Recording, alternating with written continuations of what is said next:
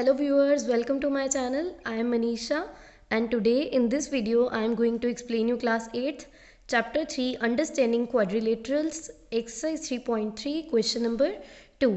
इसकी statement given है consider the following parallelograms, find the values of unknown x, y, z. कि आपके पास जो भी पैलोग्राम्स गिवन हैं आपने उनके unknowns x y z angles जो हैं उनकी वैल्यूज़ फाइंड आउट करनी है. So starting from part number 1 हमारे पास ये एक पैलोग्राम गिवन है जिसका एक एंगल हमारे पास गिवन है 100 degree and x y z की वैल्यू हमने फाइंड आउट करनी है. सो सबसे पहले एज वी नो कि पैरेललोग्राम में अपोजिट एंगल्स क्या होते हैं, इक्वल. सो अगर ये 100 है तो इसके सामने वाला एंगल y ये भी क्या हो जाएगा 100. सो इन पैरेललोग्राम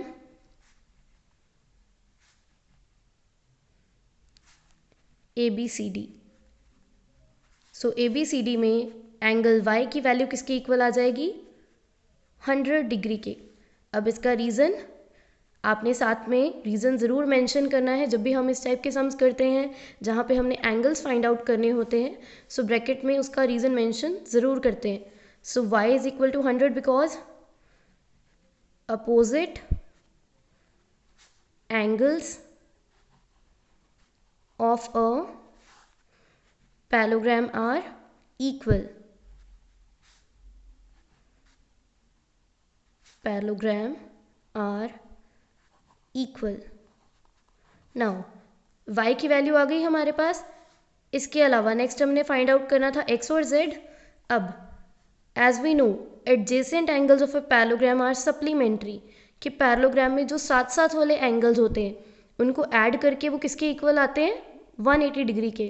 तो आप 100 में चाहे x ऐड करो चाहे 100 में z ऐड करो, दोनों को ऐड करके क्या आना चाहिए 180 डिग्री, बिकॉज ये दोनों क्या हैं आपस में सप्लीमेंट्री हैं. तो आप 100 के साथ चाहे x की वैल्यू फाइंड आउट कर लो पहले, चाहे z की वैल्यू फाइंड आउट कर लो, इट्स योर चॉइस. अब मैं 100 के साथ x की वैल्यू फाइंड आउट करने वाली हूँ. So now angle x plus 100 degree is equal to 180 degree. अभी इसका रीज़न भी हम ब्रैकेट में एक्सप्लेन करेंगे because adjacent angles of a parallelogram are supplementary, यानी कि उनको प्लस करके वो 180 डिग्री के इक्वल होते हैं. सो x प्लस 100 180 की इक्वल है. 100 इस साइड ऐड हो रहा है, दूसरी साइड जाकर सब्ट्रैक्ट होगा. So x will be equal to what 180 degree minus 100. So angle x किसके इक्वल आ गया 80 डिग्री के. सो यहाँ से हमारे पास x की वैल्यू आ गई. नाउ x और z दोनों क्या हैं अपोजिट एंगल हैं और ये आपस में क्या होंगे इक्वल होंगे because opposite angles of a parallelogram are equal.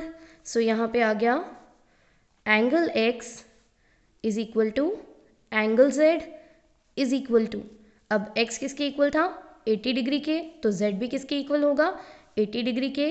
तो इसका रीज़न भी same, opposite angles of a parallelogram are equal. हम शॉर्ट फॉर्म में पैरेललोग्राम को ऐसे लिखते हैं. So therefore angle z is equal to 80 degree. So यहाँ से हमारे पास z की भी वैल्यू आ गई. Answer. Now coming to part number 2. Now part 2. अब यहाँ पे हमारे पास पैरेललोग्राम का एक एंगल गिवन है 50 और अगेन हमने एक्स वाई जेड की वैल्यू फाइंड करनी है. सबसे पहले हम इसको अपनी तरफ से लेबल कर देते हैं, that is A B C and D. Now in parallelogram ABCD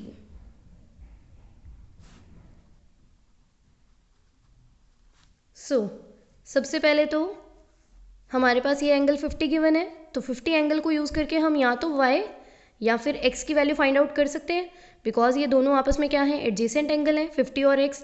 similarly 50 और y भी क्या है, एडजेसेंट एंगल है। तो आप चाहे y की वैल्यू फाइंड आउट कर सकते हो एडजेसेंट एंगल वाली प्रॉपर्टी यूज़ करके, चाहे x की वैल्यू फाइंड आउट कर सकते हो। सो अगर हम 50 और y पे ये प्रॉपर्टी अप्लाई करें, so 50 degree plus y is equal to 180 degree. अब इसका रीज़न क्या आ गया, that adjacent angles of a parallelogram are supplementary, कि एक पैलोग्राम के एडजेसेंट एंगल्स क्या होते हैं, सप्लीमेंट्री होते हैं, मीन्स उनको प्लस करके वो 180 डिग्री के इक्वल आते हैं। सो अगर 50 इस साइड ऐड हो रहा है, दूसरी साइड जाकर सब्ट्रैक्ट होगा, so y will be equal to 180 degree minus 50 degree. So y is equal to 130 degree minus करके 130 डिग्री आएगा। अब y 130 है तो x भी क्या होगा, 130, because opposite angles of a parallelogram are equal.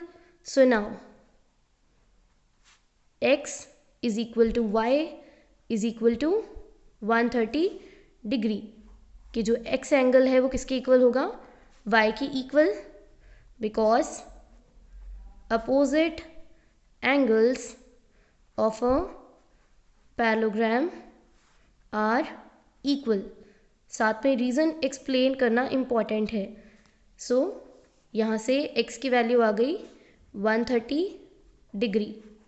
So now z, अब z को फाइंड आउट करने के आपके पास 2 वेज हैं। या तो आप z को डायरेक्टली x के इक्वल लिख सकते हो, बिकॉज जो x है और z है ये दोनों कॉरस्पॉन्डिंग एंगल्स हैं और कॉरस्पॉन्डिंग एंगल आपस में इक्वल होते हैं। तो यहाँ तो आप डायरेक्टली लिख सकते हो x is equal to z is equal to 130 degree, and इसका रीज़न क्या आ जाएगा, बिकॉज कॉरस्पॉन्डिंग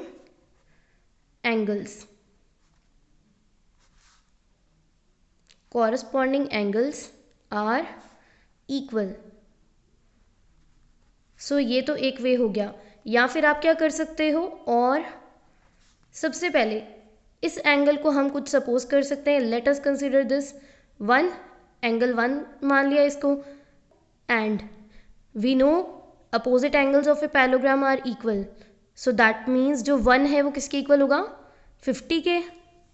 तो सबसे पहले एंगल 1 इज इक्वल टू 50, इसका रीज़न क्या आ जाएगा, opposite angles of a parallelogram are equal, opposite angles of a parallelogram are equal. अब यहाँ से हमारे पास 1 की वैल्यू आ गई, एंड 1 और z ये क्या बना रहे हैं मिलके, एक linear pair.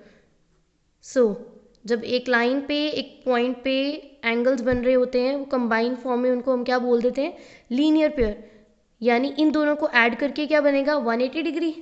So angle 1 plus z it should be equal to 180 degree. इसका रीज़न क्या आ गया, because linear pair. Now angle 1 की वैल्यू हम फाइंड आउट कर चुके हैं, that is 50 degree. So angle 1 की वैल्यू हमने यहाँ सब्सटीट्यूट कर दी 50 degree plus z is equal to 180 degree. Now z is equal to 180 degree minus 50 degree, so z is equal to 130 degree. तो यहाँ से भी z की वैल्यू क्या आई है, 130 डिग्री। सो आप इन 2 में से किसी भी एक वे से इसको कर सकते हो, या डायरेक्टली कॉरस्पॉन्डिंग एंगल्स की प्रॉपर्टी लगा सकते हैं, या फिर पहले इस एंगल को फाइंड करेंगे, पैरेललोग्राम की अपोजिट एंगल की प्रॉपर्टी यूज़ करके हमने इसको फाइंड किया, and then linear pair form करके z की वैल्यू कैलकुलेट कर ली। So answer. नाउ पार्ट 3, इसमें भी हमने सबसे पहले पैरेललोग्राम की लेबलिंग कर दी, दैट इज़ ABCD। अब यहाँ पे ये सिंबल जो है, ये सिंबल क्या रिप्रेजेंट करता है कि ये एंगल क्या है, 90 डिग्री। एक परपेंडिकुलर को रिप्रेजेंट करने के लिए यूज़ करते हैं ये सिंबल। तो अगर ये 90 है, x भी क्या हो जाएगा, 90, बिकॉज ये दोनों क्या हैं, वर्टिकली अपोजिट एंगल्स हैं। वर्टिकली अपोजिट एंगल्स को समझने के लिए आप अपने माइंड में एक क्रॉस की फिगर रख सकते हैं। जैसे अगर ये एक क्रॉस है तो इसके ऊपर अगर यहाँ पे कोई एक एंगल बन रहा है और एक एंगल यहाँ बन रहा है तो इस टाइप के एंगल्स को हम कह देते हैं वर्टिकली अपोजिट। सिमिलरली अगर यहाँ एक एंगल है और यहाँ एक एंगल है तो वो भी आपस में क्या होंगे, वर्टिकली अपोजिट। तो यहाँ पे भी एक क्रॉस की फिगर बन रही है, तो ये और ये एंगल आपस में क्या है, वर्टिकली अपोजिट। तो सबसे पहले हमारे पास x की वैल्यू आ गई 90 एंड इसका रीज़न क्या आ गया, बिकॉज वर्टिकली अपोजिट एंगल।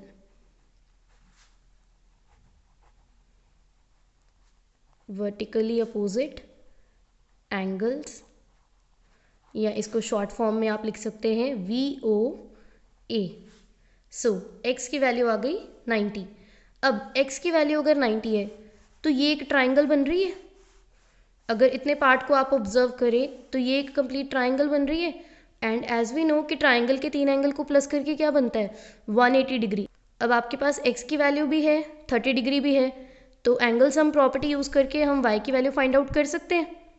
ठीक है, so now x plus y, x plus y plus 30 is equal to 180 degree. अब इसका रीज़न क्या आएगा, एंगल सम प्रॉपर्टी, कि यहाँ पे हमने क्या किया है, ट्राइंगल की एंगल सम प्रॉपर्टी अप्लाई की है। सो x की वैल्यू हम फाइंड आउट कर चुके हैं 90 degree, plus y plus 30 degree is equal to 180 degree. Now 90 plus 30 120 degree, plus y is equal to 180 degree. Now 120 इसके साथ ऐड हो रहा है, दूसरी साइड जाकर सब्ट्रैक्ट होगा, तो 180 degree minus 120 degree. Now y will be equal to what, 180 minus 120 60 degree. So y की वैल्यू क्या आ गई, 60 डिग्री। सो यहाँ से हमारे पास x और y वैल्यूज़ आ गई। अब हमने फाइंड आउट करना है z।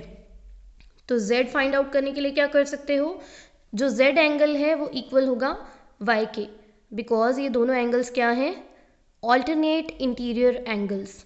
ऑल्टरनेट इंटीरियर एंगल आप कैसे समझ सकते हो, आप अपने माइंड में एक z की शेप रख सकते हैं। तो एक z की शेप में जब एक एंगल इस पॉइंट पे बनता है और दूसरा इस वाले पॉइंट पे बनता है, तो इस टाइप के एंगल्स को हम कहते हैं ऑल्टरनेट। अभी अगर यहाँ पे ऑब्जर्व करो तो ये एक z जैसी शेप बना रहा है इस तरह से, तो एक एंगल इस पॉइंट पे बन रहा था और एक एंगल इस पॉइंट पे बन रहा था। दैट मीन्स z और y आपस में क्या होंगे, equal. So y is equal to z और y की वैल्यू क्या आई है, 60 and reason is alternate angles are equal. Therefore z is equal to 60 degree answer. Part 4। अब इसमें भी आप पहले तो पॉइंट्स को लेबल कर सकते हैं ABCD। Now in parallelogram ABCD, अब सबसे पहले क्या पता लग रहा है, ये एंगल 80 है। अगर ये 80 है तो y भी क्या होगा, 80। So y is equal to 80 degree. क्यों इक्वल है, बिकॉज ये क्या है, अपोजिट एंगल्स हैं। तो इसका रीज़न क्या आ गया, opposite angles of a parallelogram are equal, कि पैरेललोग्राम के अपोजिट एंगल्स इक्वल होते हैं। सो y की वैल्यू आ गई 80 डिग्री। सो इसके बाद हम 80 डिग्री को यूज़ करके x की वैल्यू फाइंड आउट कर सकते हैं, बिकॉज 80 डिग्री और x दोनों क्या हैं, एडजेसेंट एंगल्स हैं, and we know adjacent angles are supplementary. So now x plus 80 degree is equal to, किसके इक्वल होगा, 180 डिग्री के, and reason is adjacent angles are supplementary.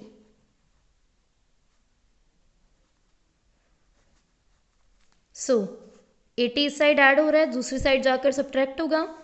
So x is equal to 180 degree minus 80 degree and this implies x is equal to 100 degree. So यहाँ से हमारे पास x की भी वैल्यू आ गई। अब अगेन z को फाइंड आउट करने के 2 वेज हैं, जैसे कि हमने सेकेंड पार्ट में डिस्कस किया था। 80 और z क्या है, कॉरस्पॉन्डिंग एंगल्स हैं, तो या तो आप डायरेक्टली लिख सकते हो z is equal to 80 and उसका reason corresponding angles. So z is equal to 80 degree and इसका reason corresponding angles are equal. या सेकेंड वे क्या था कि हम इस एंगल को कुछ सपोज कर लेते हैं, लेट इट बी 1, कि इसको मैंने 1 सपोज कर लिया। अगर ये 1 है तो 1 किसके इक्वल होगा, x के, क्योंकि opposite angles are equal. So angle 1 is equal to x is equal to, x की वैल्यू क्या आई थी 100, तो ये आ गया 100 डिग्री।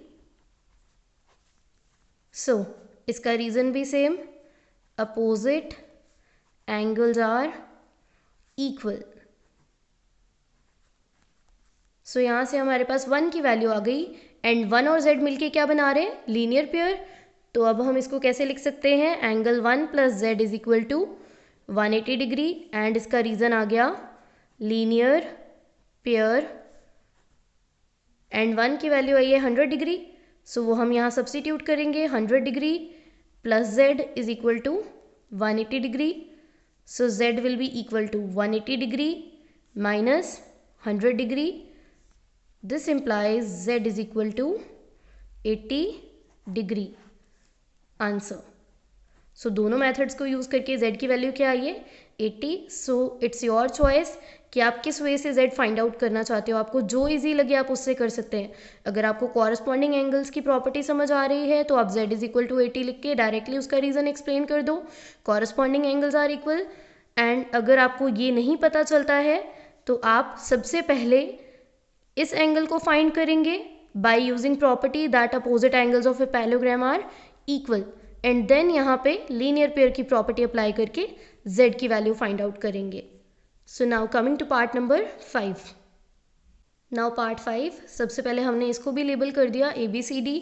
अब यहाँ पे सबसे पहले जो पता लग रहा है वो क्या है कि जो y है वो किसके इक्वल हो सकता है 112 के, क्योंकि ये दोनों क्या हैं, अपोजिट एंगल्स हैं और पैरेललोग्राम के अपोजिट एंगल्स इक्वल होते हैं।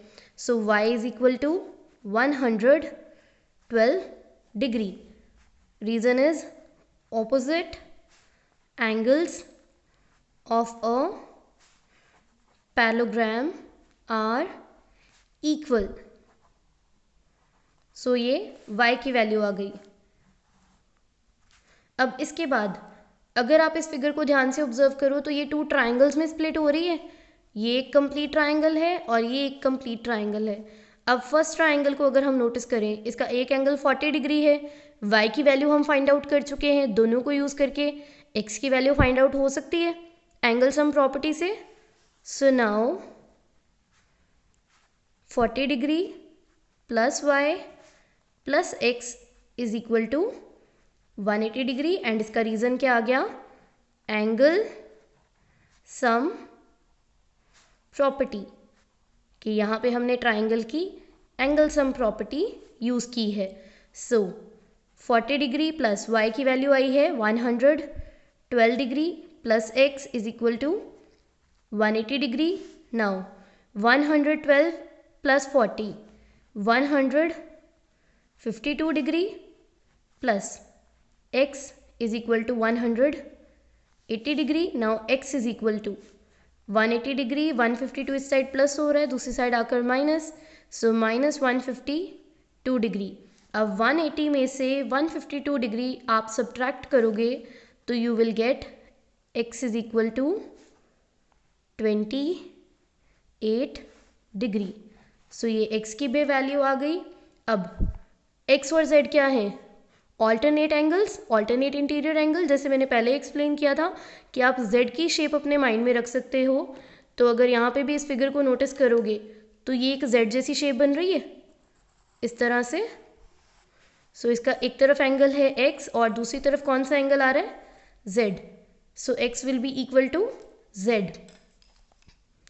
सो now x is equal to z और x की वैल्यू क्या आई है 28 डिग्री, तो z भी क्या होगा 28 डिग्री। एंड इसका रीज़न क्या आ गया, because alternate angles are equal, therefore z is equal to 28 degree. Answer. And this was the last part of second question. I hope आपको ये सभी parts अच्छे से समझ आए होंगे. Still if you have any doubt you can ask in comment section and don't forget to subscribe my channel. Thank you.